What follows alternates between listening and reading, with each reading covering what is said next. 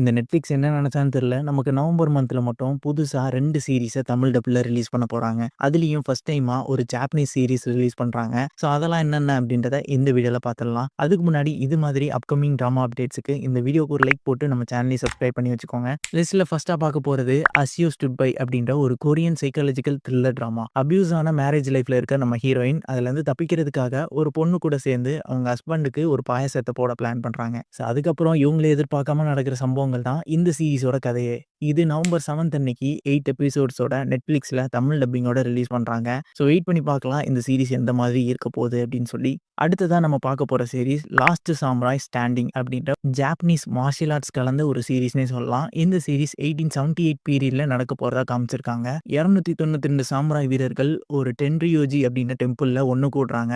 அங்க ஒரு கேம் நடக்க போகுது. அதுல அவங்க கையில ஒரு வுட்டன் டேக் கொடுக்கப்படுது. அதை எடுத்துக்கிட்டு இதுல யாரு கடைசி வரை சர்வைவ் ஆகி டோக்கியோ வரை ரீச் பண்றாங்களோ அவங்களுக்கு 100 பில்லியன் என் பரிசா கிடைக்கும். அந்த சாமுராயில ஒருத்தரா நம்ம ஹீரோ அவனோட ஃபேமிலியில இருக்க மெம்பர்ஸ்க்காக இந்த போட்டியை ஜெயிச்சே ஆகணும்னு கலந்துக்கிறான். ஆனா இதுல ஒருத்தரால மட்டும்தான் சர்வைவ் பண்ணி ஜெயிக்க முடியும். இதுக்கப்புறம் நடக்கிற சம்பவங்கள் தான் இந்த சீரிஸோட ஸ்டோரியே.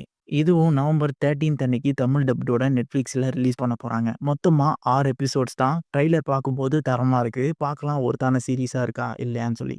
இந்த 2 அப்டேட்ஸ் தான் கைஸ் இந்த வீடியோல நான் சொல்லணும்னு நெனச்சது. ஸோ இந்த அப்டேட்ஸ் எல்லாம் புடிச்சிருந்தது அப்படின்னா கமெண்ட் பண்ணுங்க. நான் உங்கள அடுத்து இதே மாதிரி ஒரு வீடியோல சந்திக்கிறேன். Until then signing off.